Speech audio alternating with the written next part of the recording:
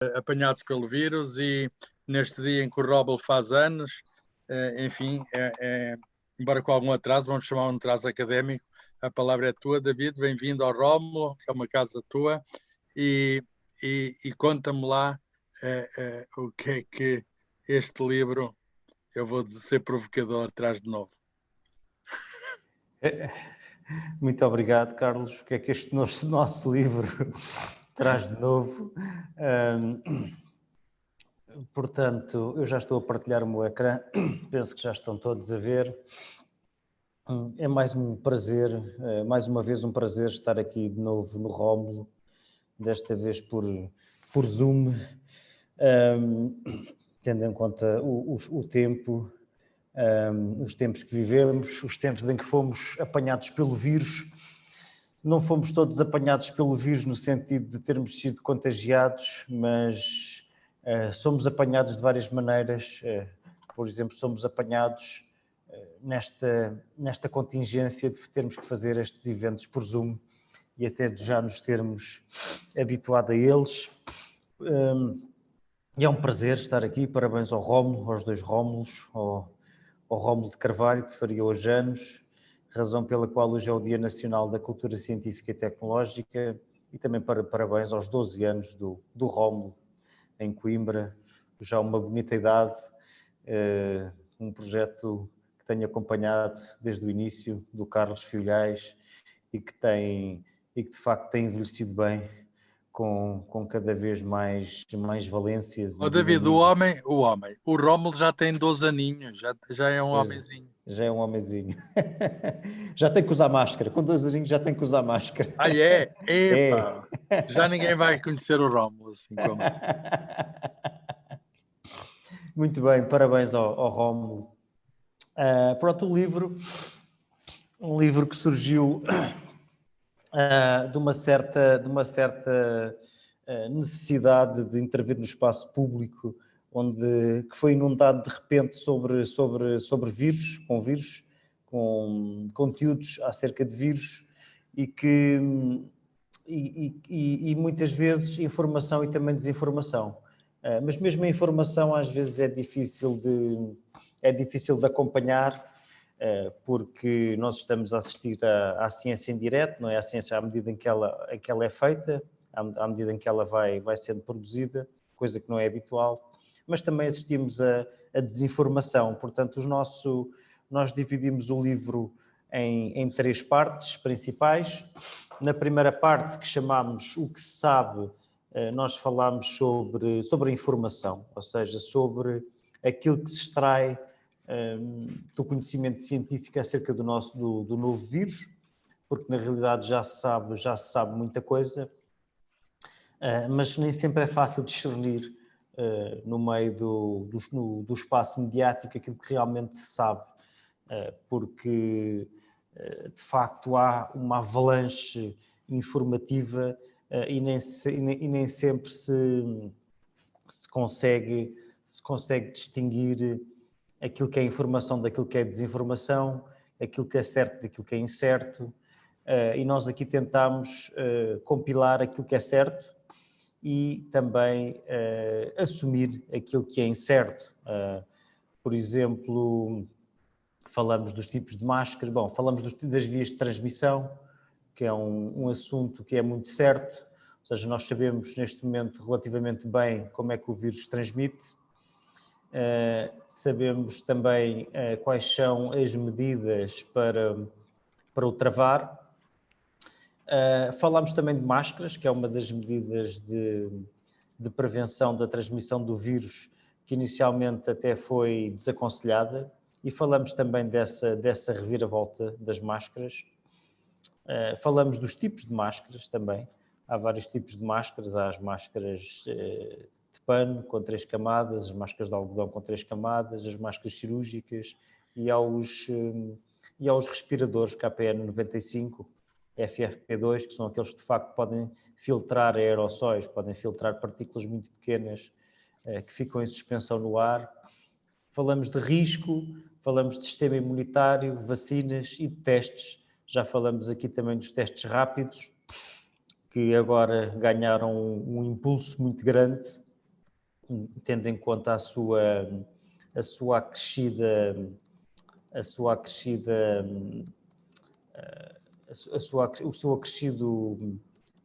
eficácia na detecção do vírus, que têm vindo a ser otimizados. Ainda não falamos aqui de um novo tipo de testes que chegará em breve, que será possivelmente que é um teste genético, um teste molecular, que é o LAMP, que tem a ver que é uma espécie de PCR a temperatura constante e que em breve possivelmente estará disponível. Depois, na segunda parte, falamos daquilo que sabemos que é desinformação. Falamos da hipótese do vírus ter sido construído como uma arma biológica, da sua relação com as redes 5G, que deu origem a uma série de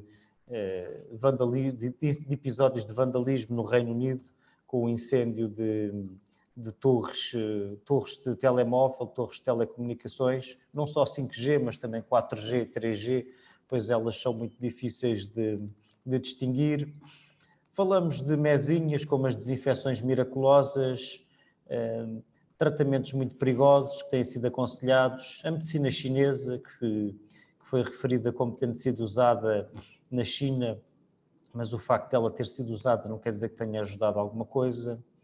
Falamos das vitaminas e dos alimentos que reforçam a imunidade, que é sempre um clássico. Recomendar vitaminas é capaz de ser o conselho de saúde mais comum e também o mais inespecífico e em alguns casos bastante inútil, como é o caso presente. Da cloroquina e da hidroxicloroquina, que também dois medicamentos contra a malária que tiveram um grande destaque no espaço público. Até tivemos o presidente do Brasil a promover a hidroxicloroquina quando ficou doente com Covid-19, acabou por aproveitar essa oportunidade para promover um tratamento que não funciona e que tem efeitos secundários muito significativos, designadamente do ponto de vista cardíaco. David, não só não funciona o medicamento, como ele próprio não funciona. Exato, portanto, não funciona nada. Falamos também de outras soluções mais pitorescas, das curas espirituais, como por exemplo um teleevangelista norte-americano que pediu aos seus telespectadores para porem a mão no ecrã de televisão para ficarem imunes ao coronavírus, das mentiras sobre máscaras e sobre vacinas, das ideias que circularam acerca do retorno da vida selvagem por causa dos confinamentos, que são manifestamente exageradas, e obviamente o inigualável Donald Trump, que ganha direito a uma secção, não é um capítulo, mas uma secção, tendo em conta toda a avalanche desinformativa de que é autor. E num terceiro capítulo, que chamamos Ciência em Direto, de alguma forma dirigimos a esta situação nova, que é a situação de estarmos a assistir ao processo científico ao vivo, aos avanços e recuos, aos becos sem saída, aos equívocos, que é uma situação diferente do que acontece quando a ciência é comunicada ao público, de um modo geral. Por exemplo, quando a ciência climática é comunicada ao público, ela já está bastante estabelecida, portanto a mensagem já é consistente e clara. Neste caso, a ciência está a ser construída, o conhecimento está a ser construído ao mesmo tempo que é comunicado. E nós aqui tentamos oferecer uma espécie de um guia para que o leitor consiga acompanhar esta ciência em direto, no fundo, saber como é que funciona o processo científico, e dizemos, no final, que há razões para ter esperança. Aliás, esperança é a última palavra do livro. Nós começamos com esta ideia do biólogo britânico Peter Medawar, que chamou ao vírus um pacote de más notícias embrulhado em proteínas. De facto, as más notícias são o material genético do próprio vírus, que tem as instruções para o construir. Nós falamos do vírus nesta primeira parte, falamos, por exemplo, desta sua forma. Está muito fofinho, parece feito de lã. Isto é real? Não, isto é uma representação feita por computador. E que nós temos, mas com base em imagens de microscopia eletrónica. Aqui está todo maquilhado. Aqui está maquilhado. E até está desfocado para dar assim um certo aspecto mais bonito. Mas é uma imagem que está no nosso... Parece uma alcatifa, aquilo não é bem assim, pois não? Isto é uma representação, portanto não é uma representação molecular, não é? Portanto, para nós conseguirmos entender o que é, mas isto é, tal como um mapa não é a realidade, isto também não é a realidade. Isto é uma representação, um mapa do vírus, digamos assim. Um mapa em 3 dimensões, está? Que estão aqui representadas as 3 dimensões. Vemos em cima a vermelha proteína da espícula, portanto, a proteína que o vírus usa para se ligar às células do receptor. Aqui vemos uma representação mais detalhada, um bocadinho mais detalhada da proteína da espícula, onde mostramos aqui o domínio de ligação ao receptor.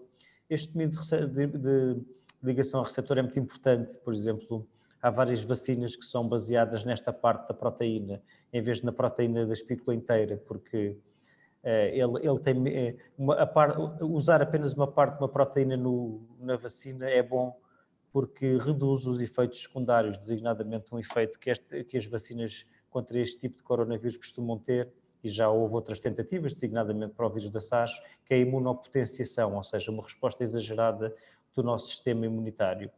E vemos aqui a proteína que está ancorada na membrana do vírus, e depois esta membrana do vírus acaba por se fundir com a membrana da célula invadida, e nesse papel a outra parte da proteína da espícula, que não é o domínio de ligação ao receptor, tem um papel muito importante. David, se me permites, antes de mudar de imagem, então vamos lá ver esta peça, que é a peça de encaixe, é que é o segredo de transmissão viral. Quer dizer, se não fosse esta peça estar como está, não é? O vírus não era tão eficaz, não entrava. Exato. Portanto, o segredo da mutação foi desenvolver esta entrada. Exatamente. Portanto, ou seja, é este domínio da ligação ao receptor que consegue ligar-se ao receptor das células humanas, das nossas células, que é o ACE2, e houve alguma ligeira alteração deste domínio da ligação ao receptor em relação às versões que existem noutros animais, que permitiu com que o vírus conseguisse ligar às células humanas. Portanto, é essa adaptação ao hospedeiro humano. Portanto, assim, o truque está neste domínio de ligação ao receptor. Uma espécie de parafuso, não é? Isto é um parafuso que entra Exatamente. Isto é que é o fura-vidas do vírus. Sem dúvida. É o fura-vidas. É o fura-vidas. Sim, e a maioria eu acho que todas as vacinas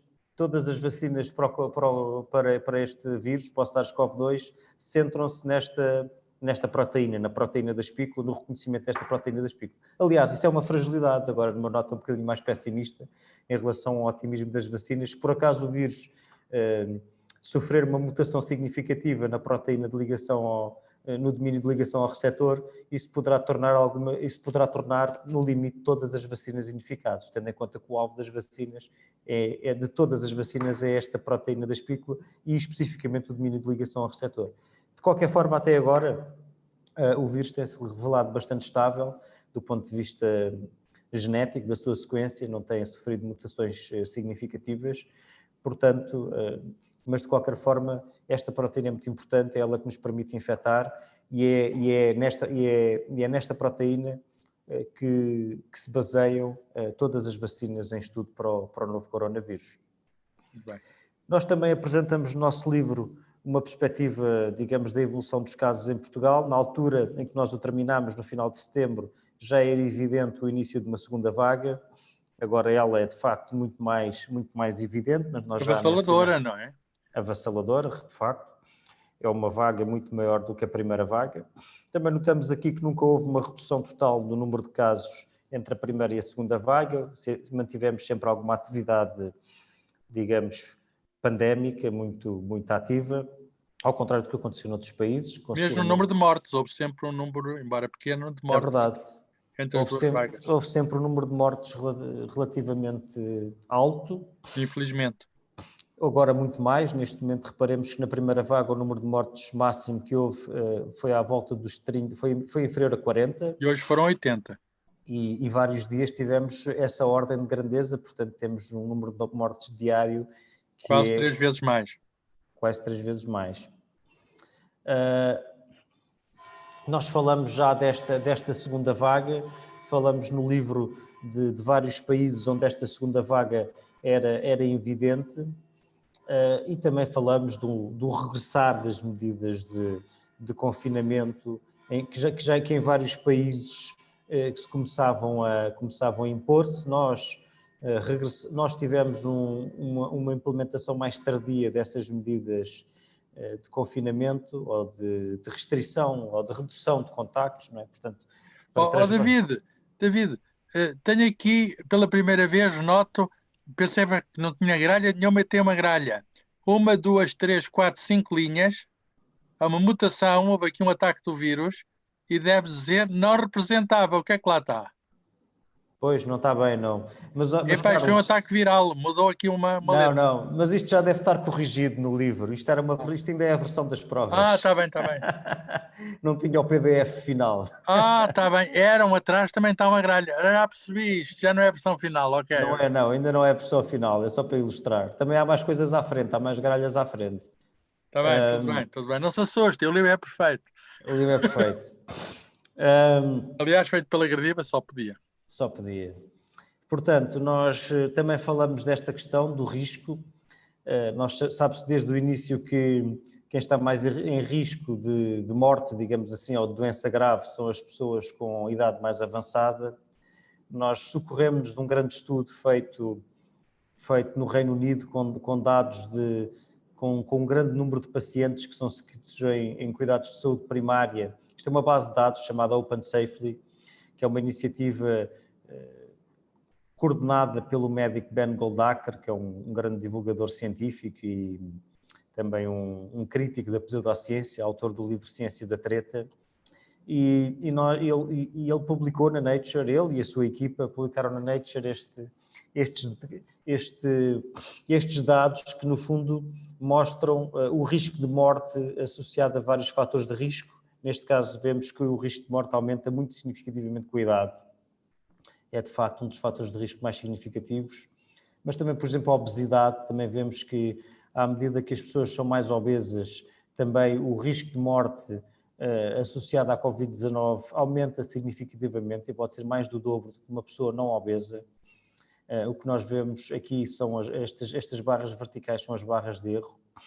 Também muito, muito interessante, embora um bocadinho estarrecedor, tem a ver com a pobreza. A pobreza também é um fator de risco enorme da Covid-19. Nós vemos que no Reino Unido existe este índice, que é o índice de privação múltipla, que avalia a pobreza em várias dimensões, que tem a ver com o desemprego, com a habitação, com o ambiente do local onde se vive. Portanto, e quanto mais elevado esse índice de privação múltipla, mais pobres as pessoas são. E nós vemos que o risco de morte associado à Covid-19 aumenta também de uma forma muito clara com a pobreza. Quanto mais pobre se é, mais em risco estamos de morrer de Covid-19, como se tivéssemos uma doença no fígado ou qualquer comorbilidade desse tipo. A pobreza tem um efeito no risco de morte por Covid-19 comparável a doenças muito graves e à obesidade. Isto poderá ter a ver com um pior acesso aos cuidados de saúde no momento em que se adoece, mas também um pior acesso antes, ou seja, as comorbilidades destas pessoas estarão menos controladas do que noutras que têm acesso regular a melhores cuidados de saúde. Por outro lado, também poderão ser pessoas mais expostas pelo tipo de profissões que têm, que não poderão ter acesso ao teletrabalho, ou poderão não ter condições, ou poderão viver em casas mais sobrelotadas. Na verdade, não se sabe. Isto é um dado estatístico, são tentativas de interpretação, mas são hipóteses plausíveis para explicar este efeito tão pronunciado da pobreza no risco de morte por Covid-19. Também falamos na segunda parte da infodemia, que foi um termo criado em 2003, por altura da epidemia da SARS, por um cientista político norte-americano, que ele usou pela primeira vez no artigo do Washington Post, e ele explica o que é que quer dizer com infodemia. Alguns factos misturados com medo, especulação e boatos, amplificados e retransmitidos rapidamente por todo o mundo pelas modernas tecnologias de informação, afetaram as economias nacionais e internacionais, a política e até a segurança de maneiras totalmente desproporcionais às realidades básicas. É um fenómeno que vimos com maior frequência nos últimos anos, não apenas na nossa reação à SARS, por exemplo, mas também na nossa resposta ao terrorismo e até mesmo a ocorrências relativamente menores, como o avistamento de tubarões. E a infodemia, de facto, atinge-nos com uma força enorme, durante a pandemia da Covid-19, tendo em conta que todos estes mecanismos de espalhar desinformação já estão em pleno uso e em plena maturidade. Uma outra, também citamos uma quadra do António Aleixo, que mostra, que explica muito como é que funciona esta infodemia ou esta desinformação. Ele diz assim: para a mentira ser segura e atingir profundidade, tem que trazer à mistura qualquer coisa de verdade. E nós verificamos, através da investigação, que realmente é assim. As notícias falsas, em geral, têm um fundo de verdade, que em geral é distorcido ou descontextualizado, e a parte inventada é pequena. A parte que é totalmente inventada é pequena. E é assim como diz o António Aleixo que funcionam as notícias falsas. Nós damos exemplos. Já sabia sobre fake news, o António Aleixo. Isto de facto é extraordinário. Muito antes de haver fake news, já o António Aleixo, grande sociólogo, tinha a teoria disso. A mentira é uma coisa que tem muita tradição, não é? Agora tem novas tecnologias para auxiliar a sua difusão. A mentira é velha. Os meios para a espalhar é que podem ser aparentemente mais sofisticados. Falamos também da sinofobia, que é um dos tipos de desinformação que circulou. Inicialmente associava-se a doença apenas aos chineses, o que levou Acho que houve uma apresentadora de televisão que falou nisso, não foi? A Cristina Ferreira, exatamente, perguntou a um... Quem é a Cristina Ferreira? Também não sei, eu li no nosso livro, não sei. Está lá escrito. Mas ela perguntou... Mas tem um livro com um título que eu já não me lembro. Ela tem um livro com um título que acho que é melhor que o nosso, mas eu também não me lembro. Ainda não temos um título tão bom. Mas a Cristina Ferreira perguntou a um médico porque é que o vírus só atingia chineses. E ele disse que não sabia, e ela disse que não se queria meter em política, qualquer coisa desse tipo.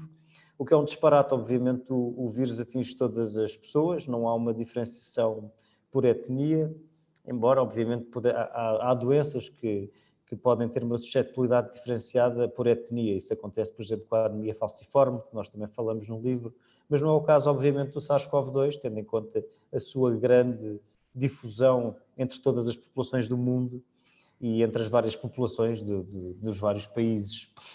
Vemos, por exemplo, que, na verdade, o risco de morte associado à Covid-19 até é bastante superior nas pessoas de outras ancestralidades ou de outras ascendências do que entre as pessoas que têm ascendência europeia. E isso também poderá estar eventualmente associado à pobreza, ao tipo de funções, porque aqui estamos a falar de dados no Reino Unido, não é? E portanto, vemos os africanos no Reino Unido são mais pobres. E os mais pobres já sabemos que o vírus ataca. Tem um risco acrescido. Tem um risco acrescido de morte. Aqui estamos a falar de risco de morte. Portanto, também tentamos desmontar isso. Também houve uma certa ideia de que havia certas... Por exemplo, que uma certa... Uma ancestralidade africana também protegeria do vírus. Também não é verdade. E nós também falamos dessa desinformação. Também foi propalada a ideia de que certos tipos de alimentação protegiam contra o vírus, o que também não é correto. E, por exemplo, houve a ideia de que a vegetariana, que o vírus precisava de proteína animal, o que é curioso, porque os vegetarianos também eles próprios têm proteína animal, suponho eu, porque eles são animais em si. Um vegetariano, por muito que seja rigoroso na sua alimentação vegan, não deixará ele próprio ser um animal, e haverá proteína animal, gordura animal, portanto, não faz muito sentido. Na última fase, na última parte do livro, nós falamos um pouco da ciência em direto e também damos um guia para seguir as notícias acerca da Covid-19, designadamente acerca das vacinas e dos ensaios clínicos. Contamos o que é que são as diferentes fases dos ensaios clínicos e em que fases é que as diferentes vacinas ou os diferentes candidatos a vacinas se encontram. E uma fase muito importante, que é a fase 4, em que ainda nenhuma vacina chegou, mas chegará, que é a fase de vigilância, farmacovigilância, ou seja, depois do medicamento estar no mercado, ele é vigiado, ou seja, é feita um acompanhamento dos efeitos secundários e colaterais que eventualmente possam surgir e que só são evidentes quando o medicamento é aplicado a dezenas ou centenas de milhares de pessoas. Uma nota para esta questão, no caso das vacinas para a Covid-19, este trabalho é sempre importante, a farmacovigilância. No caso das vacinas da Covid-19, ele é acrescidamente importante, porque estas vacinas tiveram uma fase de ensaios clínicos bastante curta. Portanto, tendo passado por estas fases dos ensaios clínicos, o tempo em que eles decorreram foi relativamente curto, razão pela qual esta fase 4 da farmacovigilância é uma fase com uma importância acrescida. Nós falamos, de facto, também no livro do panorama das vacinas e dos candidatos a vacinas, e que agora se têm tornado mais públicas nas últimas semanas. Falamos já lá da vacina da Moderna, da CureVac, da Pfizer, a vacina da Universidade de Oxford e da AstraZeneca. Falamos em todas essas vacinas e das tecnologias em que elas assentam, designadamente as vacinas de RNA, que são agora as mais mediáticas, que são as da Pfizer e da Moderna, ou seja, vacinas feitas de material genético. E também falamos da vacina da Universidade de Oxford, que é uma vacina feita com um adenovírus modificado, ou seja, é utilizado um outro vírus, um adenovírus, para apresentar a proteína spike, a proteína do vírus da Covid-19, ao nosso sistema imunitário. E pronto, e nós terminamos com a palavra esperança. Nós dizemos que a ciência sozinha não nos salva, mas sem a ciência corremos o risco de não ser salvos e dizemos que a nossa inteligência deve ser o motor da nossa esperança, e a esperança quisemos que fosse a última palavra do nosso livro. Muito bem, esperança foi a última palavra do nosso livro e mantém-se atual. O livro saiu há poucas semanas e a esperança continua. Eu acho que temos aqui bastantes pessoas que talvez queiram fazer perguntas, comentários, porque o David apresentou uma visão já do livro, o índice, alguns exemplos, mas entretanto também já houve desenvolvimentos depois do livro. Isto é um processo em curso, não é? Estamos a seguir a ciência em direto e podemos aproveitar este espaço para, enfim, para discutirmos o assunto e vermos o que é que preocupa as pessoas e que, enfim, que esperança, no fundo, o que é que significa? A esperança vai se concretizar como e quando? É essa, digamos, a questão. Esperança devemos ter. Agora, o que é que previsivelmente vai acontecer? Isso preocupa-nos a todos, até porque em Portugal, neste momento, as notícias não são as melhores, não é? Quando é que teremos boas notícias, David? Bom, quando é que teremos boas notícias? Bom, não sei, quando os números começarem a baixar, será sempre uma boa notícia. Eu penso que isso acontecerá, tendo em conta o incremento de medidas que visam a redução do número de contactos. Talvez tenhamos boas notícias quando tivermos vacinas prontas para serem disponibilizadas em Portugal. Penso que isso será um passo importante, não será instantâneo, demorará bastante tempo a vacinar uma quantidade tão grande de pessoas como está previsto. O Governo anunciou que comprou 16 milhões de doses de vacinas, ou que comprou, ou que terá acesso por via das compras da União Europeia a 16 milhões de doses de vacinas para vacinar 8 milhões de pessoas. Mas algumas vacinas são 2 tomas, não é? Exatamente, por isso são 16. Eu penso que são todas 2 tomas, não há nenhuma que seja apenas uma toma. Portanto, julgo que as vacinas que a União Europeia comprou não correspondem todas às vacinas da Pfizer e da Moderna e da Universidade de Oxford, que parecem estar mais avançadas e que chegarão ao mercado mais rapidamente. São também de outras empresas que ainda não chegaram a uma fase, digamos, de iminente aprovação, apesar de já estarem em fase 3 dos ensaios clínicos. Portanto, será um pouco difícil de prever quando é que estas vacinas chegarão, quais chegarão e não chegarão todas ao mesmo tempo, porque eu julgo que essas 16 milhões de doses não serão todas da mesma vacina, tendo em conta que a União Europeia tem comprado vacinas. Eu penso que ainda há várias empresas, ou seja, feito pré-encomendas a várias empresas. E há vacinas melhor que outras ou não se sabe? Eu penso que agora é difícil de dizer. Na verdade, as vacinas que têm aparecido têm todas anunciado cerca de 95% de eficácia, ou perto disso. tem diferenças na logística de armazenamento e transporte. As vacinas de RNA exigem uma temperatura mais baixa, a vacina da Pfizer exige 70 graus negativos, exige ser acondicionada a 70 graus negativos, que é uma cadeia de frio exigente, que se consegue com gelo seco, por exemplo, mas não é também, é uma espécie de uma geleira, não é? As pessoas vão para a praia, levam uma geleira com os Sandes, também se pode usar uma espécie de uma geleira com gelo seco para manter a vacina a 70 graus negativos. Isso é complicado. É complicado, sim, é complicado, portanto haverá um tempo limite, desde que a vacina é colocada em gelo seco até que é administrada, há um tempo em que isso tem que se... Isso já é uma questão de logística, não é?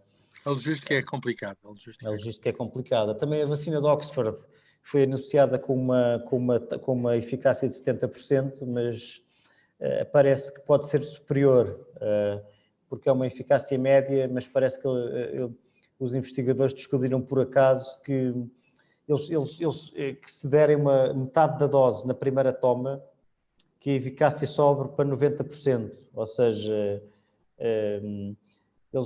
eles enganaram-se, é curioso, e quando fizeram os ensaios clínicos, em vez de darem 2 doses que eles pensavam que eram as doses terapêuticas, a um certo grupo de pessoas deram inicialmente uma meia dose, ou seja, deram metade da dose que pensavam dar, mas não intencionalmente, sem intenção, e a segunda dose é que deram então a dose completa. E o que descobriram é que este sistema funciona melhor. E que é Por muito mais acaso? Descobriram por acaso, foi? Descobriram por acaso. que por acaso... E poupa na vacina, não é? E poupa na vacina. E poupa na vacina.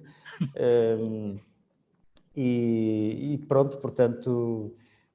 Olha, estão a surgir perguntas aqui. Vamos ver. Eu já vou dar a palavra a quem quiser ligar o microfone, mas perguntas relacionadas com isto que estás a dizer. Se as farmácias portuguesas têm logística para ter frio a menos 70 graus Celsius, se as pessoas podem ter confiança suficiente, se haverá logística em Portugal para fazer esta conservação das vacinas. Pelo menos de uma das vacinas. Sim, não sei. Eu penso que... Não sei. É uma boa pergunta. Acho que... Não sei se será possível dar as vacinas nas farmácias, nem todas as vacinas se administram nas farmácias. Assim, especulando, eu penso que é uma questão de ter um caixote de esferovite com gelo seco e a vacina lá dentro. Portanto, eu penso que no limite sim, mas não sei se isso é aceitável em termos de procedimentos. Ou seja, de alguma forma temos que... Eu julgo que haverá um tempo, ou seja, nós podemos definir, desde que pomos a vacina no caixote em gelo seco até que a administramos, podemos esperar um certo tempo e a logística tem que ser organizada desta forma. Eu penso que poderão ser alguns dias, o gelo seco também não é assim tão... acaba por durar alguma coisa, o gelo seco é dióxido de carbono sólido, não é?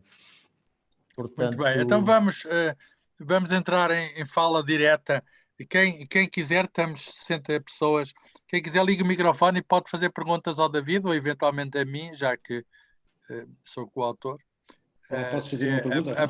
A parte do bioquímico é com o David, que ele é o bioquímico.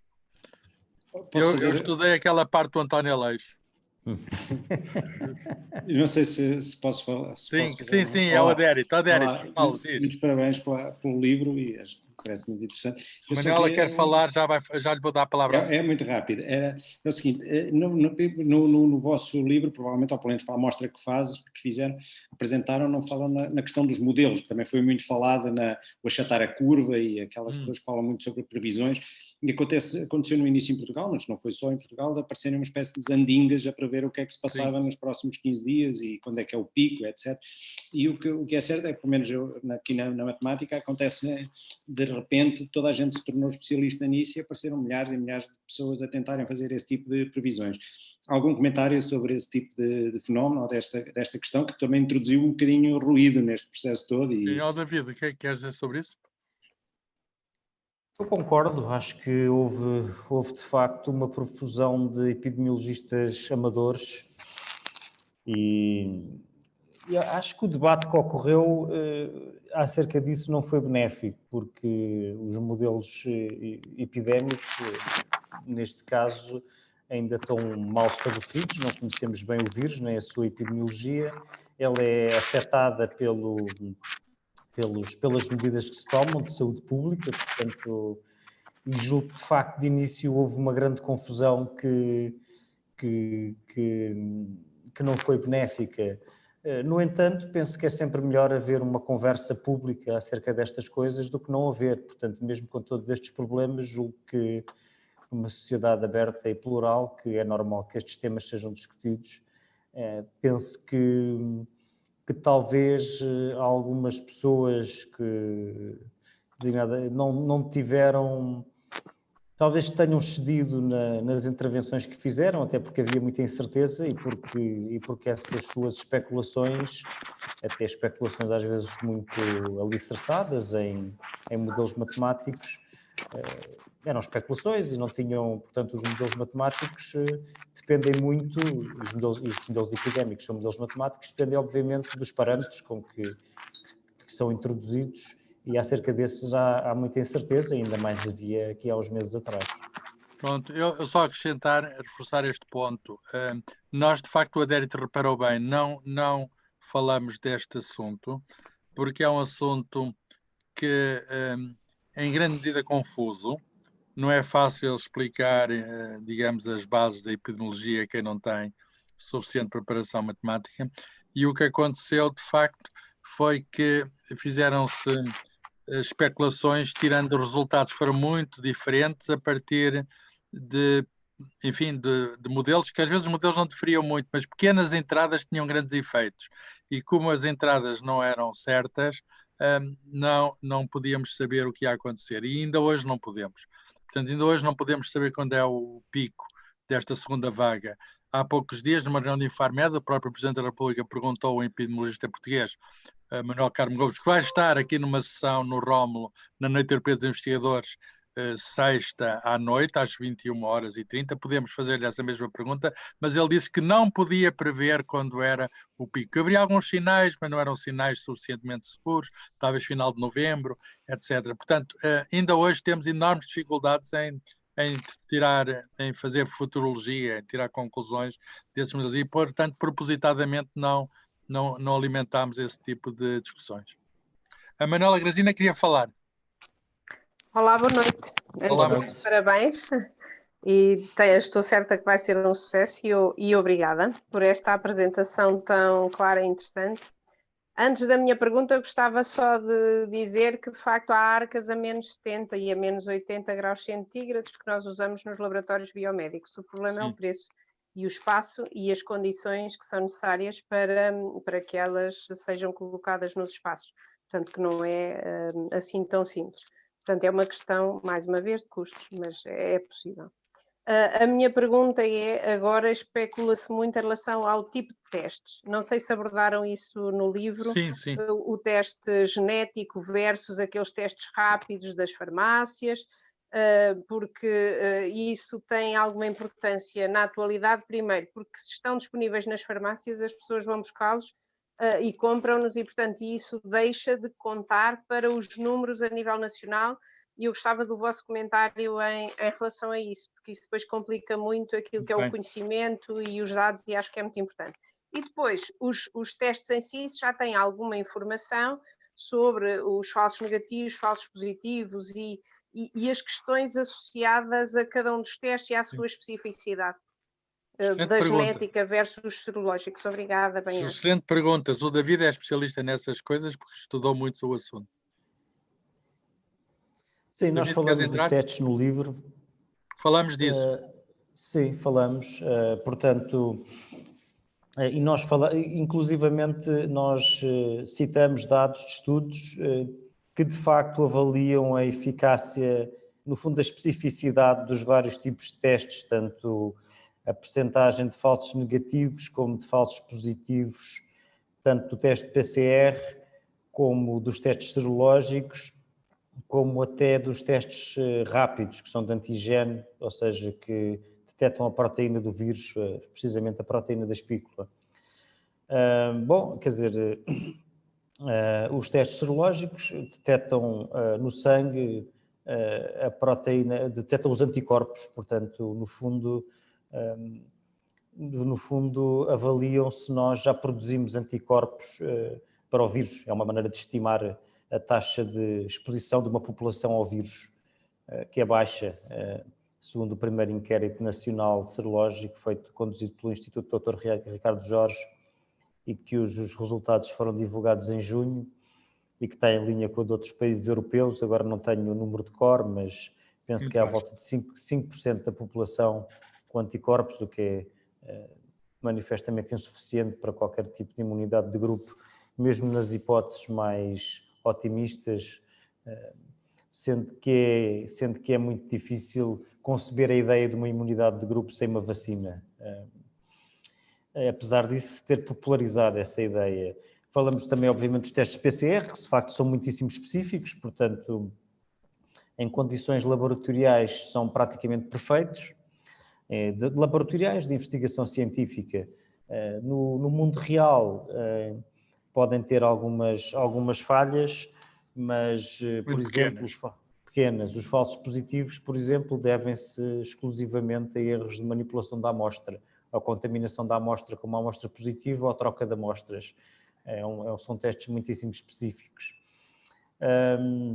E os testes rápidos, de facto, eles têm vindo a melhorar, eles começaram por ser razoavelmente maus, e o teste rápido, a grande diferença é que é detectada a proteína. E ao contrário, a proteína da espícula, não é? Spike protein. E ao contrário do que acontece com o material genético, nós não temos uma máquina de fotocópias de proteínas, portanto nós precisamos mesmo de uma quantidade mínima de proteína razoável para conseguirmos detectá-la através de um teste de antigênio. Portanto, esse teste à partida, esses testes são mais fiáveis nos momentos em que a carga viral é maior, portanto, nos dias imediatos. Todos eles. Especialmente o de antigênio, portanto, porque o de antigênio depende muito da quantidade de proteína inicial. Enquanto o teste de PCR pode amplificar uma quantidade até bastante diminuta de material genético, neste caso RNA, que é primeiramente transcrito para DNA, porque o PCR funciona com DNA, e o teste de proteína, ou seja, o teste de antigênio, o chamado teste rápido, é muito dependente da quantidade, ou seja, é mais propenso a dar falsos negativos se a quantidade for insuficiente ainda no momento do teste. Portanto, esse teste permites, David, desculpa, sim. Há agora uma série de testes que detectam a IgG e a IgM, portanto, os anticorpos que nós produzimos por interação com o vírus. Havendo pessoas que dizem que algumas pessoas não produzem anticorpos para o vírus quando ele entra em contato connosco, e isto parece um bocadinho polémico, e há aí também alguma desinformação nessa área. Desculpa ter-te interrompido, se quiseres desenvolver um bocadinho, que acho que é interessante. Não, mas fizeste muito bem em interromper, sim. Sim. Pois, estes testes são o teste de detecção de anticorpos, pronto, ainda são menos fiáveis, penso eu, do que os de detecção da proteína da espícula, porque, de facto, a resposta imunitária é muito diferenciada de pessoa para pessoa e poderá não ser muito... Portanto, os bons testes são os mais caros. É muito simples. Mas também há um tipo de testes que na altura ainda não se falava e que nós não mencionamos no nosso livro, mas que penso que poderão ser muito interessantes, que é os testes de Loop Mediated Isothermal Amplification. Portanto, é uma espécie de PCR a temperatura constante. Em vez de ter ciclos de temperatura como o PCR, precisam de uma máquina que é um termociclador que aquece e arrefece muito rapidamente. Estes testes são muito específicos também utilizam iniciadores como o PCR e até podem utilizar mais, e funcionam sempre a 60, 65 graus. E penso que esses testes, se generalizarem, serão um grande avanço, porque não deixam de ser um teste rápido. É um teste demora menos tempo, não é? Demora menos tempo e é um teste que não necessita sequer de ser feito num laboratório, portanto, basta haver um pequeno dispositivo que mantenha a mistura reacional a 60, 65 graus e poderá ser feito num conjunto, poderá ser feito facilmente no centro de saúde. Estão a surgir novos testes, então. Sim. Alguma outra pergunta que queiram fazer? Estejam à vontade. É só ligar o microfone e falar. Se não há aqui perguntas no bate-papo, diz que o vírus está aqui. O vírus parece estar a mudar, ou pelo menos a afetar neste momento, grupos etários mais jovens. É isso que está a acontecer? Bom, parece em Portugal estar a afetar grupos etários mais jovens. Noutros países, como os Estados Unidos, há muito tempo que os grupos com maior incidência da infecção, de facto, são grupos jovens, inclusivamente com taxas de mortalidade elevadas em grupos relativamente mais jovens do que em Portugal. Bom, eu não sei se há neste momento dados suficientes.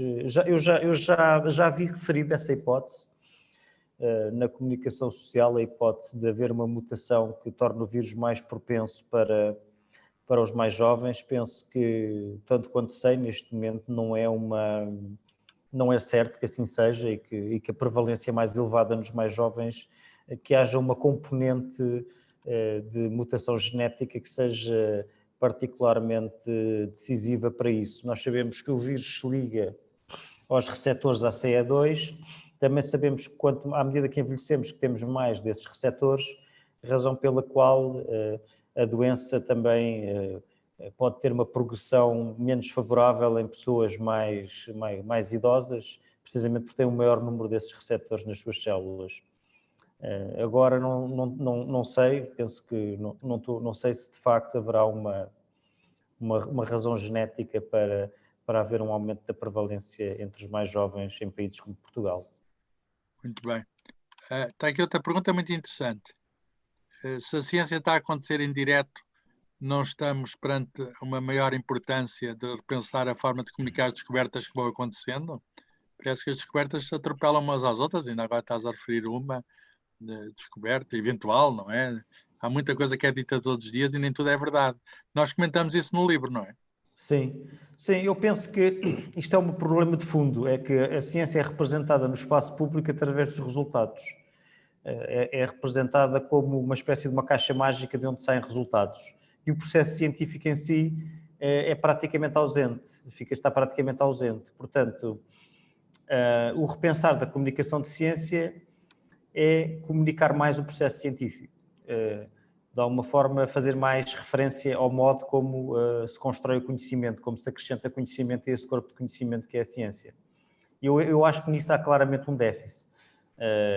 A maior parte da comunicação de ciência, a maior parte das notícias de ciência, a ciência, quando está presente no espaço público, é essencialmente representada através dos resultados. E a ciência não são só os resultados, acima de tudo, não são os resultados. São o método para obter novos resultados. Para os obter, exatamente. Portanto, eu penso que é um problema profundo profundo e antigo, que se torna evidente nesta situação da Covid. E a escola também terá culpa, porque a escola apresenta a ciência como umas leis já acabadas, prontas a usar, e não representa a ciência tal como ela é, como um esforço coletivo, que exige várias etapas, as hipóteses, a observação, a experimentação, a validação, e de facto eu tenho respondido a muitas questões de jornalistas, ainda hoje estive na Rádio Renascença de manhã, e a pergunta é sempre esta: mas porquê que a ciência está tão avançada, não resolveu já o assunto? Já está 9 meses atrasada, ou 10 meses, ou 11 meses atrasada, em Portugal menos. Vocês cientistas, o que é que andam a fazer? É assim com um ar um bocado provocatório. O que é que andam a fazer? Porquê é que não resolveram já isso? Isto é, de facto, eu tenho alguma... Enfim, não tenho dificuldade em responder. Tenho dificuldade em responder sem ser indelicado, não é? Porque a pergunta é muito bruta. E as pessoas, não é que não confiam na ciência, confiam de tal modo que queriam que fosse só carregar no botão. E a pessoa tem de explicar que os cientistas não são ilusionistas, que os cientistas não fazem truques de magia, que os cientistas, perante um problema novo, que é este o caso, têm de, enfim, estudar o problema. E não pode ser só um. Todos os dias sai um artigo, todos os dias saem dezenas e dezenas de artigos, mas o jornal pega num. E um artigo, o que é que significa? Nada. Um artigo sozinho não significa nada. Quer dizer, há artigos melhores do que outros. Mas a ciência não é um artigo. A ciência nunca é o resultado de um só artigo. Está de haver outros que confirmem. E esta noção não está de modo nenhum interiorizada na sociedade, em particular, logo nos média que transmitem, enfim, que fazem a opinião pública. Outras questões?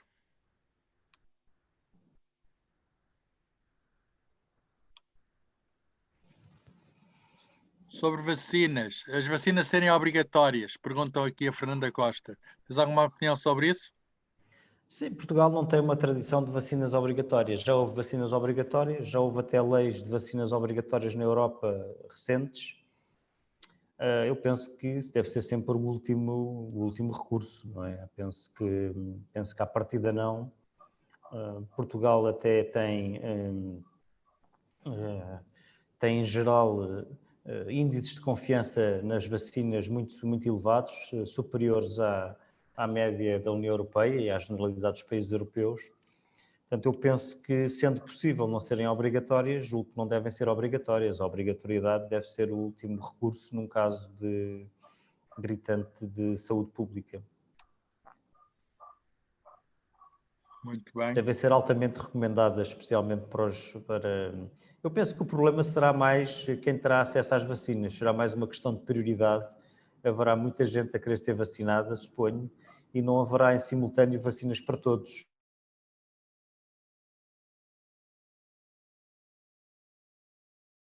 Certo? Penso que sim, penso que será essa. Terá que ser definido pelas autoridades de saúde, mas julgo que andará por essa... A Ministra já disse que será essa a prioridade. Falou nesses dois grupos, os profissionais de saúde e as pessoas idosas.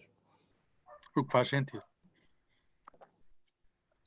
Estejam à vontade para colocar alguma pergunta, é só ligar o microfone. Estão aqui a escrever algumas perguntas, mas é melhor ser de viva voz.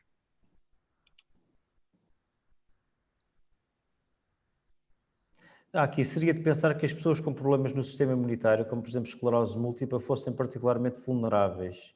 E é verdade. Nós vemos naquele estudo feito com dezenas de milhares de pessoas no Reino Unido que, de facto, as pessoas que têm doenças autoimunes que têm um risco de morte superior, não apenas as imunodeprimidas, por exemplo, doentes oncológicos a fazerem tratamentos, ou transplantados, também têm um risco, como também imunossupressores, também têm um risco superior de morte, mas as pessoas com doenças autoimunes em geral também têm um risco de morte acrescido. E pessoas com deficiências profundas, como síndrome de Down e coisas desse género? Sobre essa questão não tenho dados, não julgo que não veio nesse grande estudo que nós fizemos referência no nosso livro. São casos muito raros, não é? Sim, não sei se há uma relação, não conheço dados sobre essa patologia específica. Então, coisas que aconteceram depois do nosso livro, porque o livro demorou 1 mês e meio, 2 meses a aparecer, tivemos de fechar o livro, naturalmente.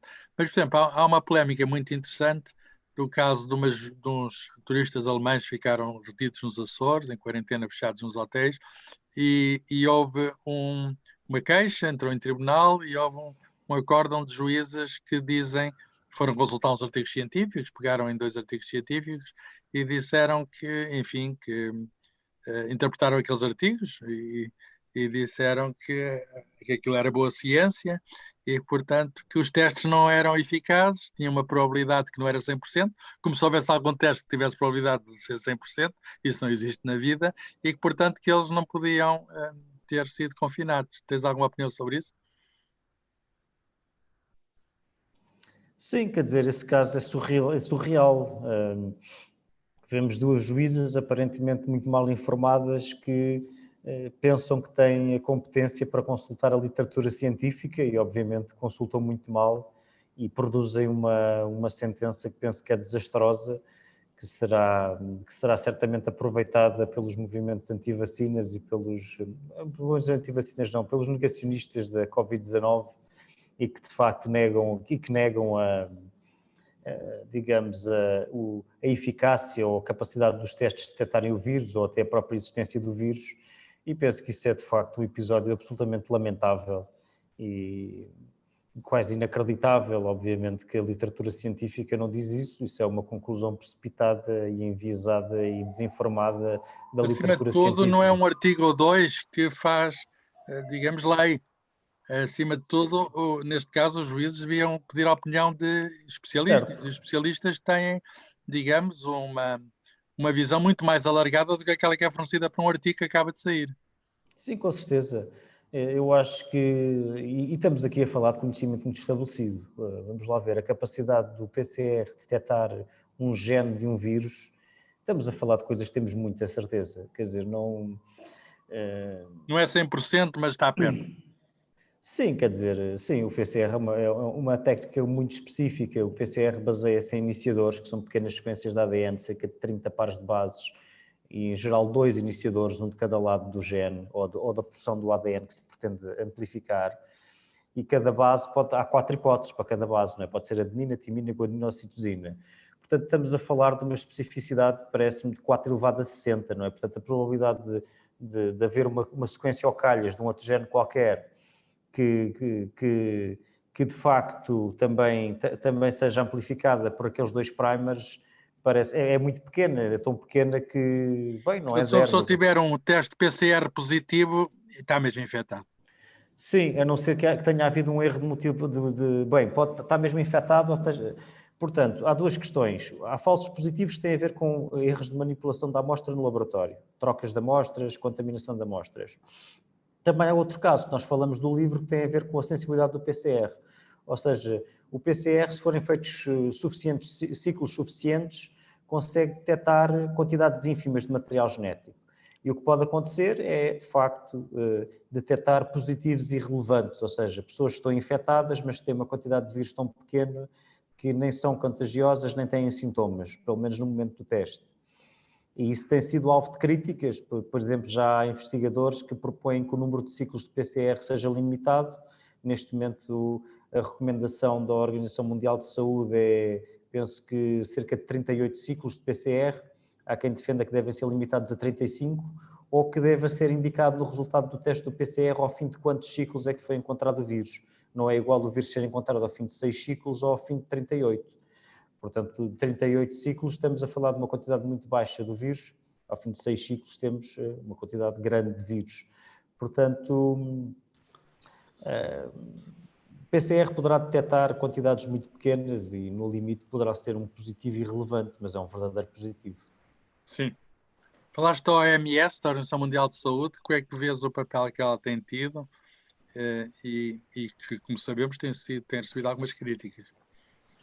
Penso que de início, pelo menos, tem feito uma comunicação de risco desajustada, ou seja, não tem comunicado adequadamente a incerteza. Inicialmente foi demasiado perentória em relação a algumas coisas, como, por exemplo, o uso de máscaras e a incapacidade do vírus transmitir através do ar. Hoje, ambas as coisas se verificou que não eram como a OMS disse inicialmente. Porquê? Porque no momento em que a OMS fez essas afirmações perentórias, havia incerteza quanto a esses assuntos. A OMS não tinha provas de que as máscaras, provas específicas de que as máscaras ajudassem naquele vírus específico, porque era novo, como não podia deixar de ser. Era, no entanto, plausível que ajudasse, tendo em conta que ajudam a travar a transmissão de outros vírus respiratórios. Também não tinha provas específicas de que o vírus transmitisse através do ar, através de aerossóis, com gotículas muito pequenas que ficam em suspensão no ar. Mas também era plausível que isso acontecesse, já que acontece com outros coronavírus, designadamente o SARS.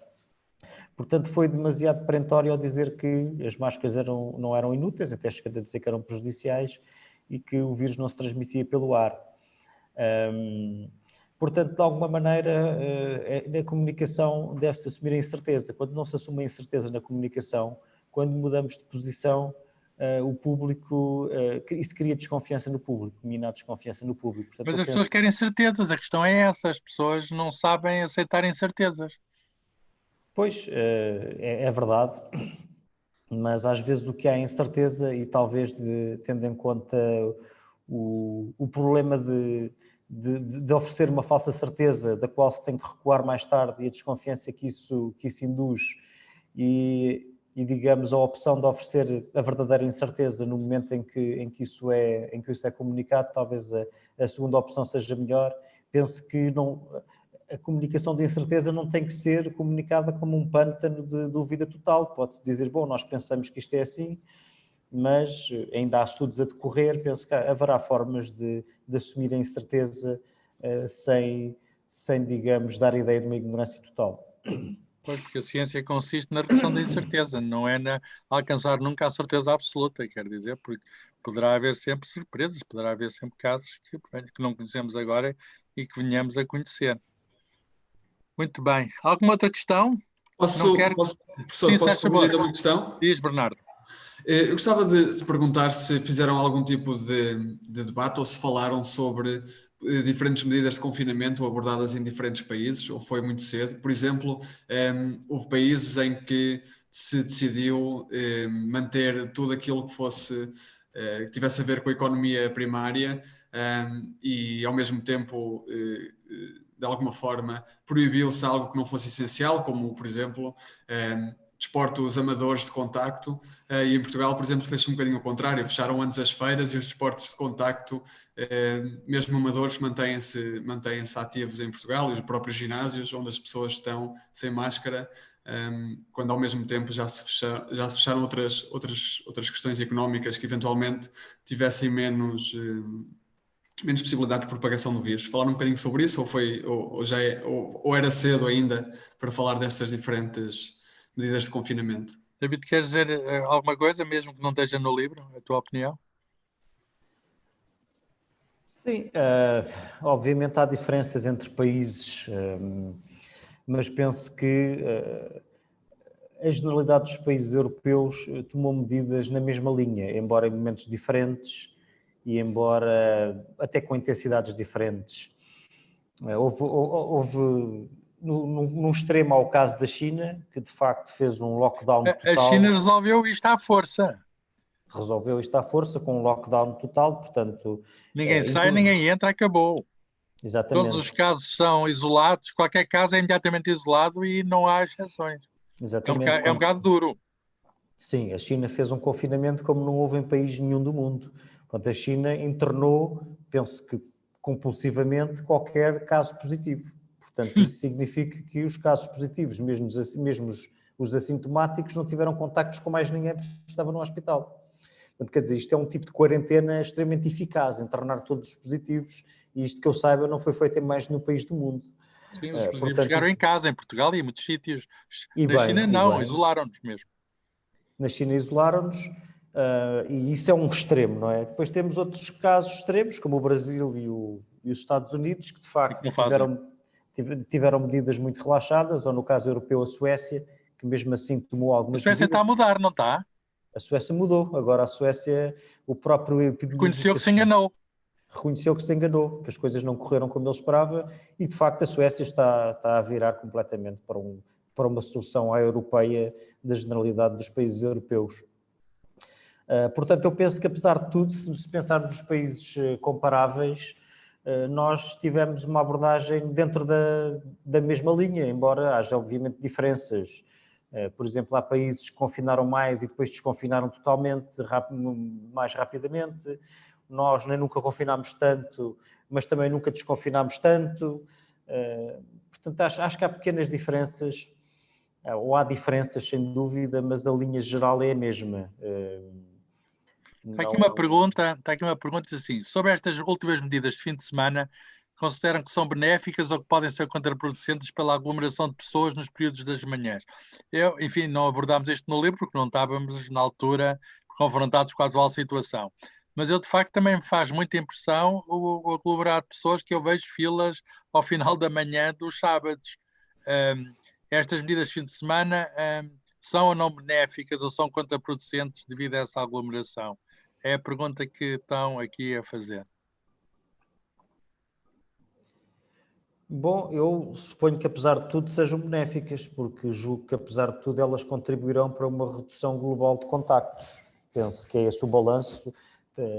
Saíram notícias durante esta semana de estudos que avaliaram a mobilidade das pessoas e o número de contactos, e penso que houve uma redução bastante significativa do número de contactos com essas medidas do fim de semana.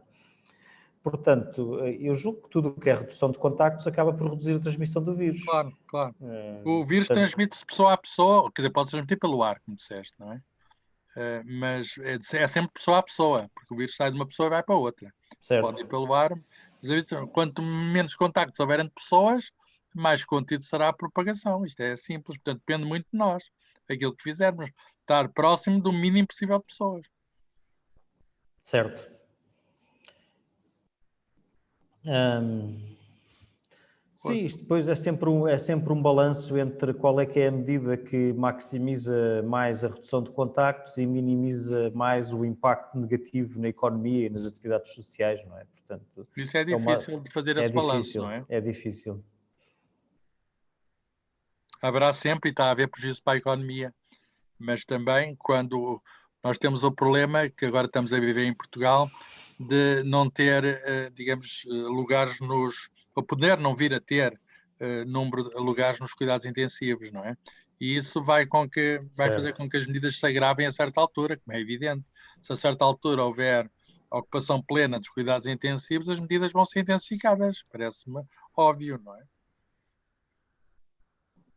Pois, também parece óbvio, obviamente, também me parece que sim, que terão que ser identificadas e intensificadas à medida que forem aumentando o número de casos Quer dizer, há prejuízos para a economia, mas nós não podemos ter gente a morrer assim, sem poder ser atendida, não é? E isso, enfim, as empresas podem não ter clientes, mas havendo gente a morrer, a prioridade, enfim, eu sei que há preços, mas a vida humana não pode ser avaliada pelo preço, não é? Portanto, a vida humana é um valor inestimável. E, portanto, se acontecer espero que não, mas acontecer que não haja lugares para tratamento, nós temos mesmo um problema e então as medidas intensificam-se. Por outras palavras, pode haver um lockdown maior, esperamos que não. Pois, esperamos que não, na verdade não sabemos, esperemos que não também espero que não. Alguma outra questão? Estamos a aproximar do final. Alguma coisa que ainda não foi dita, queiram saber?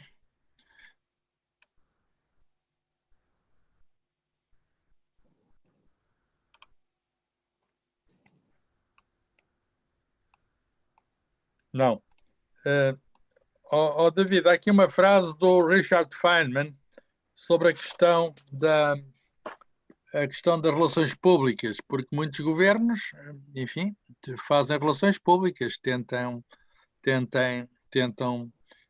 dizer as coisas da maneira mais simpática possível, não é?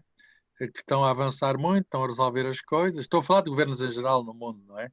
Mas o Richard Feynman, o Prémio Nobel da Física, um dia disse uma coisa sobre a NASA, não foi? Que nós temos no nosso livro.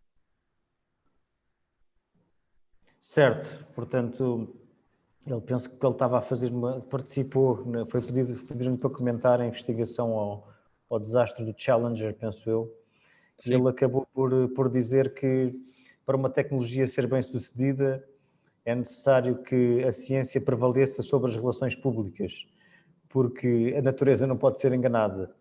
E isso isto aplica-se também aqui, quer dizer, o vírus é algo natural, o vírus tem os seus mecanismos de espalhamento e nós não podemos, por palavras, por filmes, por imagens, por relações públicas, etc., por discursos, enfim, contrariar o processo do vírus, que é um processo, que é uma maquinaria a funcionar, uma maquinaria implacável a funcionar.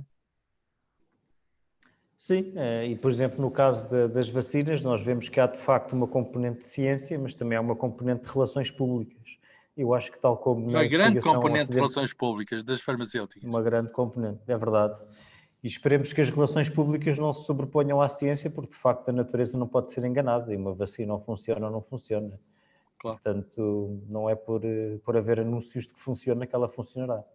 Portanto, esperemos que de facto haja Bem, mas elas terão que passar, obviamente, pelas autoridades que aprovam os medicamentos e obviamente terão que apresentar as provas que recolheram durante os ensaios clínicos, embora depois tenha que continuar a haver e neste caso... David, tu falaste recentemente num programa que houve da Fundação Francisco Manuel dos Santos com uma especialista em epidemias, uma americana que já esteve no terreno em epidemias até muito graves, embora mais pequenas, como a do ébola e outras, e ela falou da preparação para novas epidemias. O que é que estou a tentar acabar o programa?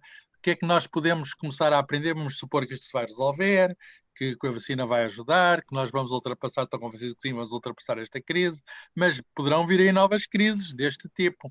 O que é que podemos aprender com esta crise? Quer dizer, o que é que se vai sair a ciência reforçada? Não vai sair a ciência reforçada? O que é que nós aprendemos para não voltar enfim, a ser apanhados pelo vírus, para usar o título do livro? Pelo vírus.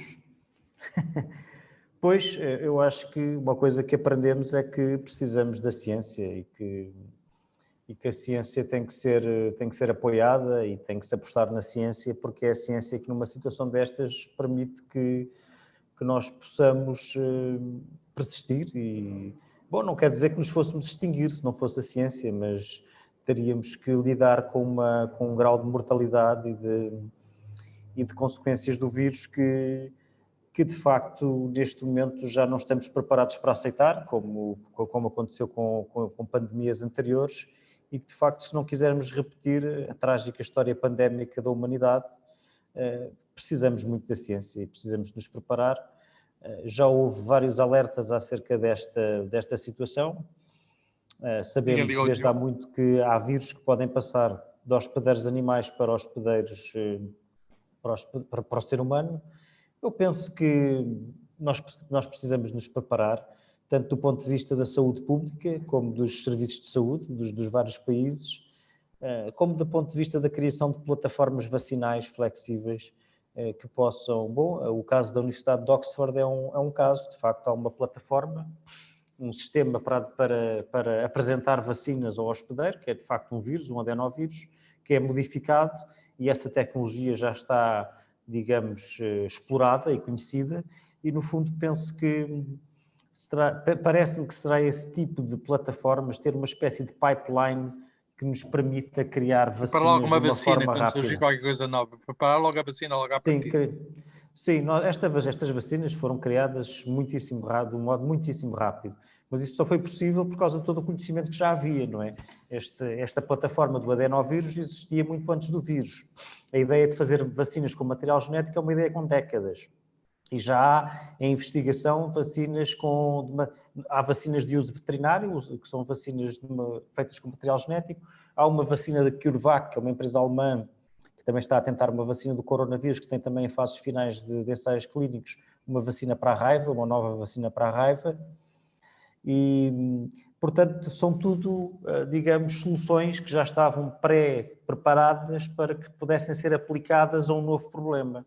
E eu julgo que, do ponto de vista das respostas a estas epidemias, julgo que será, digamos, uma optimização dessas plataformas ao qual pode ser aplicado um novo problema, uma nova proteína de um vírus que nós ainda não conhecemos e que rapidamente possa ser aplicada como uma vacina. Vamos esperar que sim. Muito bem. Alguma pergunta final? Não, estamos a acabar. Só dizer que o livro está disponível nas livrarias ou nas plataformas eletrónicas. Perguntam-me aqui se pode adquirir o livro sem ser presencialmente. Sim, há uma versão e-book. É a versão mais segura, não é? porque vem imediatamente, se não houver vírus informáticos, não é? Mas também se pode adquirir o livro físico. Pode-se adquirir o livro físico através do site da Gradiva, por exemplo. O livro depois chega à casa pelo correio, não é? Portanto... E há algum perigo, David, há algum perigo se o homem do correio estiver infectado e deixar uma encomenda? Uma pessoa não deve receber o livro? Quer dizer, o que é que uma pessoa faz nessa circunstância? O perigo é pequeno, não é? Porque a transmissão através de superfícies é possível, mas nesse caso até é necessário que aconteça uma série de acontecimentos quase em simultâneo. É preciso que a pessoa que entrega esteja infectada, que tussa ou espirre para cima da embalagem, que a pessoa que recebe toque na embalagem exatamente no mesmo sítio e que leve a mão à boca, aos olhos ou ao nariz. Tantas coisas seguidas assim de repente. É muito seguido, portanto a probabilidade é baixa e esta cadeia interrompe-se lavando as mãos, uma pessoa. Portanto, antes e depois de ir buscar o livro, talvez depois principalmente buscar o livro, lava as mãos. Lava as mãos. Muito bem lavadas. Recomendas algum produto especial? O que é que tu usas, David? Eu uso sabão e também tenho. E também, Aí está, água e contra o vírus sabão. o sabão. E também tenho gel, álcool gel em casa. Também às vezes é chato estar sempre a lavar as mãos. Para ser mais rápido, uso o álcool gel. Muito bem, depois, então se encomendarem o livro, agora em confinamento, não se esqueçam, lavar as mãos logo depois de receberem a encomenda. O risco é pequeno, mas se lavar as mãos o risco é nulo. Enfim, não tem nada a agradecer por estes conselhos de saúde. Mas podemos ter-vos salva-vida com estes conselhos absolutamente gratuitos. Mesmo que não comprem o livro, levam esta indicação. Salvámos 51 vidas neste momento, Carlos. Exatamente. E contem aos outros para salvarmos mais gente. Digam, digam como é que se interrompe a cadeia e, portanto, o que é que acontece? O que é que o sabão faz ao vírus? O sabão estraga a membrana externa. A membrana, certo, exatamente. O sabão dissolve a membrana do vírus. O sabão e a membrana não se dão bem. Aquilo é uma ligação difícil, não é? Sim, não se dão bem. Dissolve a membrana do vírus. A membrana do vírus é uma membrana também com algumas semelhanças com a membrana celular, portanto é uma membrana lipídica, portanto o sabão dissolve a gordura e pronto, e o vírus fica inativo, mesmo que as suas componentes ainda lá estejam, não funciona.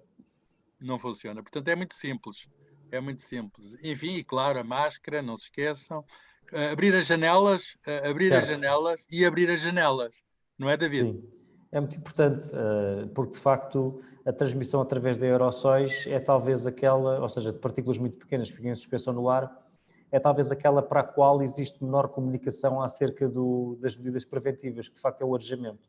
É o arejamento, o uso de máscara e a redução de permanência nesses espaços fechados, nesses espaços públicos fechados. Máscara mesmo dentro de casa, quer dizer, de cada um, não sei, mas espaços públicos. Sim, portanto, é o uso de máscara. De facto, se a permanência for muito prolongada num espaço público muito fechado, até se pode considerar usar uma máscara KPN95, portanto é uma máscara que filtra aerossóis do modo correto. Mas são máscaras mais difíceis e mais caras, são máscaras de uso médico e, de facto, para serem eficazes têm que ser bem colocadas, porque o ar tem que passar através da máscara e não pelo lado. Porque o do lado não é filtrado, não é? Mas as outras máscaras também filtram alguma coisa, os aerossóis, embora muito pouco. Penso que o principal é, de facto, arejar os espaços e reduzir a permanência, porque o tempo de permanência também é importante, porque a carga viral inalada depende do tempo de permanência nesses espaços onde há aerossóis infecciosos. Muito bem. Então, hoje foi, obrigado David, obrigado a todos que estiveram connosco, hoje foi o 12º ano do Rómulo e nós vamos continuar aqui no Rómulo esta semana, porque na próxima sexta-feira, às 21h30, por um link que vai funcionar de certeza, Maria João está a ouvir e ela não vai poder dizer que estou enganado, o link vai funcionar de certeza, o link de hoje foi atacado por um vírus, mas foi um vírus informático, suponho, nada de grave para as pessoas, quer dizer, de grave porque não puderam assistir todos os que queriam a esta sessão, mas 9h30 da noite, na próxima sexta-feira, Noite Europeia dos Investidores, com um dos maiores epidemiologistas portugueses, o professor Manuel de Carmo Gomes, da Faculdade de Ciências da Universidade de Lisboa, que é ele que ele e a sua equipa estão a trabalhar em muitos desses modelos epidemiológicos, esses modelos que têm muita matemática e que, enfim, eu espero que ele podemos fazer questões e ele na sexta-feira já nos possa dar boas notícias sobre o Natal, porque o nosso grande interesse é salvar o Natal. Vamos salvar o Natal? Vamos saber na sexta-feira se o Natal vai ser salvo. Vamos salvar o Natal. Obrigado a todos. O Rómulo, mesmo nestas circunstâncias que são adversas para todos, continua, enfim, a fazer anos e contamos com todos vós para, enfim, para prosseguirmos as nossas atividades, neste momento online, mas havemos de voltar a estar juntos. Muito obrigado a todos. Não temos bolo de anos este ano, não temos magusto com as castanhas. A próxima vez que fizermos anos, tem de ser por 2 vezes. Temos de compensar este ano que saiu atrasado e, portanto, festejamos com umas velas a mais, com umas castanhas a mais no próximo ano, está bem? Pronto, obrigado a todos. Está combinado. Um abraço, obrigado. Deus, obrigado, David, obrigado a todos. Obrigado. Obrigado.